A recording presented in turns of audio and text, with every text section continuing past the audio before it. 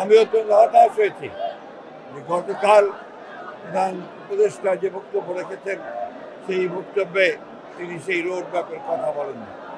আমরা হতাশ হয়েছি যে তার বক্তব্যের মধ্যে তিনি স্বাধীনতার ঘোষক শহীদ প্রেসিডেন্ট জিয়া রহমান বীর মুক্তিযোদ্ধা বীর উত্তমের নাম একবার উচ্চারণ করেন, অথচ এটাই ছিল ইতিহাস। আমরা আবারও চাই না আওয়ামী লীগ যে ইতিহাস বিকৃত করেছে এখন আবার সেই ইতিহাস বিকৃত হোক। প্রকৃত সত্যকে উদ্ঘাটিত করে জনগণের যে আকাঙ্ক্ষা একটি গণতান্ত্রিক সরকার, সেই গণতান্ত্রিক সরকারে যত দ্রুত ফিরে যাওয়া যাবে আমাদের সমস্যাগুলো ততই সমাধান হবে বলে আমরা বিশ্বাস করি। কোনো রোড ম্যাপ দেওয়া হয়নি। আমরা বারবার বলে আসছি যে স্পষ্ট রোড ম্যাপ এবং দ্রুত নির্বাচন, তা নাহলে যে সংকটগুলো সৃষ্টি হচ্ছে এই সংকটগুলো কাটবে না। আমরা বিএনপি ক্ষমতায় যাওয়ার জন্য নির্বাচনের কথা বলছি না।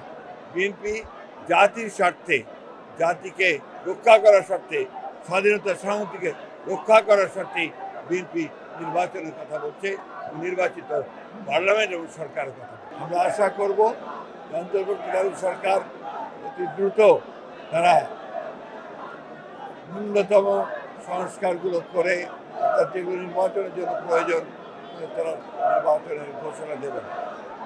আমি অত্যন্ত হতাশ হয়েছি যে গতকাল প্রধান